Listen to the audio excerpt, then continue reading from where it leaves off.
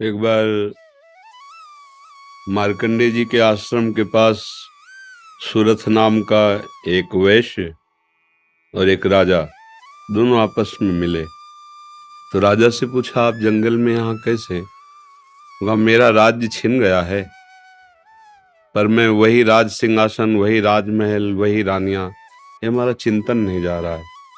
मुझे राज्य मिले इस बात के लिए तो मैं दुखी नहीं, पर मैं अपने परिवार को नहीं छोड़ सकता। और रोने लगा। फिर पूछा, आप क्यों इधर जंगल में? तो उनका, मेरे बेटे ने मुझे पीट के निकाल दिया, सारी संपत्ति छीन ली, पर मेरा मन उसी के लिए तड़प रहा है। वो भले मुझे पीटे, पर मैं अपने बेटे, बहू, परिवार को नहीं छोड़ सकता। बोले, तो बड़ी विचित्र हम दोनों की दशा है कि वो हमें छोड़ रहे हैं, वो हमें ठुकरा रहे हैं, और हम उनके लिए रो रहे हैं। ये क्या है? तो राजा ने कहा, पास में मार्कंडे जी का आश्रम है, हम लोग उन महापुरुष के पास चलते हैं और अपना निवेदन करते हैं। तो जाके प्रणाम किया और अपनी बात दोनों ने रखी। तो मार्कंडेय जी ने कहा, ये भगवती माया का प्रभाव है। अगर भगवान की ऐसी प्रचंड माया ना हो तो सब परमानंद में मगन हो जाएं। ये माया ही, वो हमें धोखा दे, वो हमें ठुकराए, पर हमारा मोह, हमारी ममता उससे बिलग नहीं होती है। अब उससे हटने का एक ही उपाय है, साधन को हरिभजन है, कै सत्संग सहाय। अगर हम सत्संग सुने तो सुनते सुनते बुद्धि पवित्र हो जाती है और फिर निश्चय होने लगता है। आप जिनके लिए रो रहे हैं, जिनकी बुद्धि पावन हुई, उन्होंने तिरस्कार पूर्वक छोड़ दिया। रत्नावती जी, भक्तमाल में चरित्र है, पढ़ लीजिए। रत्नावती जी पूरे रानी के जैसे सुख होते हैं वैसे ही रानी थी, वैसे ही सुख में मगन थी। कोई हरि भक्ति, कोई भजन, कुछ नहीं। और राजा भी अत्यंत प्यार करते थे। पर दासी, वो वृंदावन आती थी और संतों का संग करती थी, सत्संग, तो उसके हृदय में गोविंद के चरणों में प्रीति उत्पन्न हो गई। वो रानी के कभी पैर दबा रही होती तो एकदम बोल पड़ती, हा कुंज बिहारी, हा गोविंद। तो रानी सावधान होकर देखती, तू रहती तो मेरे संग है, मेरी निजी दासी, अंग सेवी, ये कौन है कुंज बिहारी, कौन है गोविंद? किससे तू प्यार करती है? आज तक मुझे नहीं बताया। हमारे यहाँ की दासियां तो आजीवन समर्पित अंग सेवी होती हैं, ये क्या? तो मुस्कुरा दी, बोली, महारानी आप अन्यथा मत समझना, ये कोई व्यक्ति नहीं हम जिससे प्यार करते हैं। नहीं नहीं, तू पूरी बात बता दो, मत सुनो, मत सुनो, नहीं किसी काम के नहीं रह जाओगे। और रो पड़े। भगवान का जो प्यार होता है ना हृदय में, वो अलग कोटि का होता है। वो बस मत पूछो, आप मत पूछो। अब तो और आकर्षित हुई, नहीं नहीं आप बताओ ना। तो जब बैठ करके भगवत चर्चा, उनकी रूप माधुरी, गुण माधुरी, अब वो तो इतना उसके हृदय में अच्छा लगा कि पैर दबाने से हटा के सिराने बैठा लिया। देखो तुम अब वहां नहीं, अब यहां बैठ के केवल हमें प्रभु की बात सुनाओ। इतना रंग चढ़ा कि हृदय विकल हो, उनका कैसे दर्शन हो सकते हैं? गोविंद के कैसे दर्शन हो सकते हैं? बिहारी जी के कैसे दर्शन हो? तो उनका, महारानी जी एक ही उपाय है, यदि प्रगट में संतों का संग किया जाए तो निश्चित संत सभा में गोविंद छुपे रहते हैं, वो जरूर कृपा करेंगे। तो रानियों कहीं जा तो सकती नहीं, तुम ऐसा करो, बगल में एक भवन तैयार करवाओ संत सेवा के लिए, और संतों को बुलाओ, और हम स्वयं बनाएंगे, संतों को पवाएंगे, उनके श्रीमुख से भगवत चर्चा सुनेंगे। उस समय दिल्ली में बादशाह के समीप विराजमान थे माधो सिंह, उनके पति का नाम था। अब रानी का हुक्म, महल के निर्माण हुआ, पास में संतों, और खिड़की से वो दर्शन करती, फिर सुंदर भोग पधराती, जाके सब संतों को पवाती। ये जब सूचना पहुंची राजा के पास, बिना हमारे आदेश के संत निवास बन जाना, संतों के बीच में, रानी को ऐसे कोई सहज थोड़ी देख सकता, जाना सब। तो हुक्म कर दिया, बिल्कुल नहीं, संतों के समीप जाना बंद, ये सब बिल्कुल, क्योंकि एक राज मर्यादा होती है ना। और कुछ कठोर शब्द कहे। तुरंत नाई को बुलाया, अपना मुंडन कराया और संतों के बीच में बैठ गई। बोले, आज से राज अन्न का त्याग। अगर मैं कहीं रानी हूं, कहीं भी किसी भी अंग में, मैं उसे रानी नहीं रहने दूंगी जो मुझे संत और गोविंद से दूर कर दे, कदाप। ये जब सूचना पहुंची को तो मुड़ मुड़ा के बैठ गई सन। तो सोचा ये तो मतलब भारी के भारी अपमान, इससे ज्यादा क्या हो सकता है। अगर मैं मारता हूं तो प्रजा विरोध में हो जाएगी, इसलिए इसको मारना तो है। बोले एक जंगली सिंह लाओ और छोड़ दो, तो संतों को, रानी को, सबको मार डालेगा वो। ऐसा ही किया गया। सैनिकों ने जैसे चारा रख के, बकरा आदि रख करके पिंजड़े में सिंह को बंद करके लाए और दरवाजे पे को, वही दासी जो उनकी गुरु थी वो आरती की सामान दे रही थी और पूजन की थाल लेकर वो ठाकुर जी का श्रृंगार कर। दासी ने कहा महारानी सिंह, जो ही पिंजरा से खोला गया तो ऐसे मुड़ी, उनका सिंह नहीं नरसिंह भगवान पधारे, थाल लेके। सिंह ऐसे जैसे कोई गाय ना, सीधी गाय हो, ऐसे तिलक लगाया, आरती की, प्रणाम किया। ऐसे सब देखते रह गए। फिर लौटा सिंह को मारी छलांग, तो जो ऊपर बालकनियों में खड़े देख रहे थे ना मानसिंह के आदमी, फाड़ के फेंक दिया और गुर्राता हुआ भाग गया। अगर हम अपनी भक्ति के रंग में आ जाए तो फिर हमारा ये माया मोह संसार नष्ट हो सकता है। अन्यथा हमारे शब्द तो जरूर अच्छे नहीं लगेंगे, पर सही पूछो तो कृपा है जो असलियत का पता चल रहा है। यहाँ कोई किसी से प्यार नहीं करता। अपने सुख स्वार्थ की जब तक पूर्ति लगती है, हमारा मन जब तक राजी है, तब तक हमें आपको प्यारे कहते हैं, अपना प्यारा बना लेते हैं। और जब हमारा मन कहीं और राजी हो गया तो आपकी तरफ देखते नहीं। संसार का ये स्वरूप, पर मेरे प्रभु का ऐसा स्वरूप नहीं है। सबरी मैया कोई ऐसा थोड़ी बहुत रूप ऊंचे कुल की, ऐसा नहीं था। सबर जंगली जातियों में आती है उनमें, लेकिन भगवान की भक्ति से बड़े बड़े ब्रह्म ऋषियों के आश्रम में भगवान नहीं गए, सबरी माता के।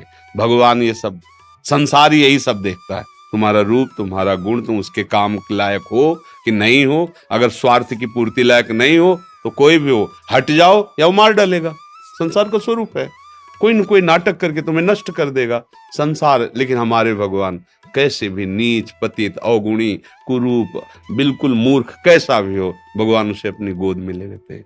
तो एक ही उपाय है, भगवान के चरणों का आश्रय लेना, वही परम पति हैं। देखो मीरा जी ठसक से कहती, मेरे तो गिरधर गोपाल दूसरा न कोई। और ये कभी धोखेबाज नहीं है, कभी धोखा नहीं। हम सही कहते हैं। अगर हमें जैसे बचपन से लगे रहे ना, हमें बात समझ में नहीं आती ना, तो हम ये जरूर माइक से कहते हैं कि भाई देखो, भक्ति करना ठीक है, पुण्य है, मंगल है, लेकिन हम अपनी छाती की बात कहते हैं। अभी तक कमी हमारी और कृपा उनकी डुबो रही है। बस अगर कहीं कमी है तो हमारी कमी है, उनकी तरफ से कृपा ही कृपा, दुलार ही दुलार है। ये सच्ची मान लो। अगर कोई प्यार करने वाला है तो प्रभु है। आप कहोगे दिखाई नहीं देते हैं, आपने अपने को देखा है क्या? अगर प्रभु से देखने पर ही प्यार करते हो तो आप अपने से प्यार करते हो ना। देखो ना, आप अपने से प्यार, आपने अपने को देखा है क्या? आप तो शरीर को देख रहे हैं, बिना देखे भी आप अपने को बहुत प्यार करते हैं। आप अपने आप को बहुत प्यार करते हैं। अगर ये पता चल जाए कि हाँ कैंसर हो रहा है और आपको क्षति पहुंच जाएगी तो आप यहाँ से कटवा देंगे। अपने आप से ज्यादा प्यार आप किसी को नहीं करते, टांग कटवा देंगे आप। अगर ऐसा लग जाए कि अपने को बहुत अशांति, जीना मुश्किल है, आप क्या करेंगे, कैसे मुंह दिखाएंगे, तो आप जहर खा लेंगे, फांसी पे चढ़ जाएंगे। मतलब समझिए, पर आपने अपने को देखा नहीं, जाना नहीं, फिर भी आप बहुत प्यार करते हैं। जो कुछ भी प्यार करते हैं अपने लिए करते हैं। अपने आप से बढ़कर आप किसी से प्यार नहीं करते, पर आपने अपने आप को नहीं जाना तो फिर तुम उन्हीं के अंश हो। जब तुम अपने को नहीं जान पाए तो जैसे अनजाने में आप अपने से प्यार करते हो, ऐसे ही शुरू कर दो प्यार प्रभु से, और उनके तुम हो, वो सामने आ जाएंगे पक्का। ऐसा नहीं है तो अब विमान से उतरते हैं, दोस्त की तरह मिलते हैं भगवान। पर बस यही है कि जैसे आप कहो कि हम राष्ट्रपति से हाथ मिला के आ रहे, प्रधानमंत्री से हाथ मिला, तो गांव का आदमी से प्रधानमंत्री से तुम कैसे मिल सकते? क्यों नहीं मिल सकते? भारत के नागरिक है, हम अधिकार पुष्ट करें अपना, और जरूरत दिखाएं तो हमें मिला दिया जाएगा। ऐसे हम अधिकार पुष्ट करें और चाहत हमारी प्रबल हो तो हमें भगवान मिल जाएंगे।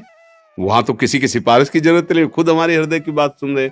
एकमात्र भगवान के चरणों से ही हमें शांति मिलेगी, वही हमारे हैं।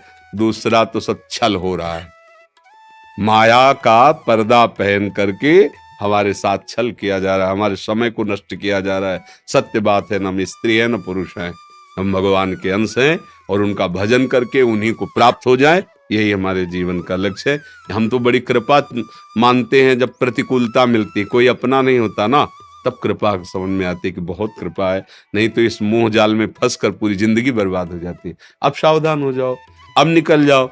पर इधर का रास्ता चलना थोड़ा कठिन है, इसलिए कुछ भी हो जाए फिर इधर नया चुन लेते हैं, नया मित्र चुन लेते हैं, नया घर चुन लेते हैं, नया वर चुन लेते हैं।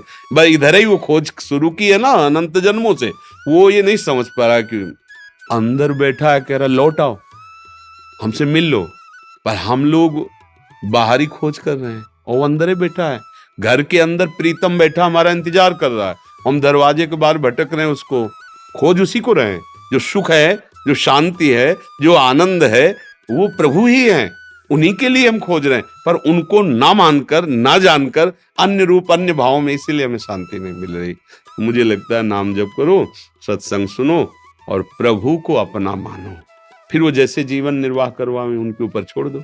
वो चाहेंगे पति रूप में मिल जाएंगे, मित्र रूप में मिल जाएंगे, वो जो चाहे जैसे चाहे, पर अपना जीवन का भार उनको दे दे। ये संसार कपटी और छलिया है, यहाँ कपट और छल ही मिलता है।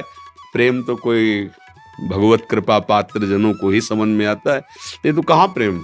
अच्छा, वो कौन सा मैरिज कहते हैं, लव मैरिज, मैंने प्रेम का विवाह, इससे बढ़िया और क्या बात होगी भाई। पहले तो गांव में था कि वर दूल्हा को नहीं दे, मतलब वर दुल्हन को नहीं देखा, दुल्हन दूल्हा को नहीं देखा। ऐसा नहीं था कि वो लड़की लड़का देख के बाद के ब्याह होता हो, ऐसा पहले नहीं था। गांव में तो माता पिता तय कर लेते थे, हो जाता। मतलब प्रेम का मतलब आपने चयन किया दोनों ने मिलकर, ये तो बढ़िया बात है ना। अब आपका मन मुटाव तो होना ही नहीं चाहिए, क्योंकि दोनों ने प्रेम विवाह किया, मतलब दोनों ने चयन किया, और 1 साल बाद तलाक हो जाता है। भाई कैसा प्रेम विवाह। वहां तो न वर को देखा था, न दुल्हन को देखा था, माता पिता की मर्यादा में आकर ब्याह किया और परिवार सुसज्जित मंगलमय आजीवन निर्वाह करते हुए, पूरे घर की सेवा, परिवार की सेवा, पति की अधीनता, पति पत्नी को ही अपना सर्वस्व मानते हुए, ऐसे ही भाव से आज हमारा क्या वातावरण हो रहा है।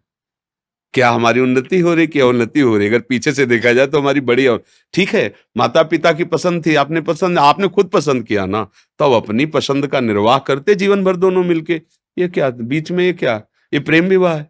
अरे एक बार प्रेम कर ले तो फिर जैसा है हमारा है, जैसी है हमारी, आजीवन उनका निर्वाह करे, ये भगवान की भावना से पुष्ट होकर चले। ये क्या दलित दुरा है कि आज इससे कल उससे, फिर ये तो पशु वाली चेष्टा हुई। ये मनुष्य वाली चेष्टा, धर्म वाली चेष्टा, प्रेम वाली चेष्टा थोड़ी। प्रेम का है कि भगवान ने एक बार विधान बना दिया गृहस्थी में, हम उसी विधान में संतुष्ट रहकर धर्मपूर्वक। पर न सत्संग है, न शास्त्र स्वाध्याय है, न भजन है, तो ये बातें सब लिखी हैं, दिमाग में नहीं आ सकती।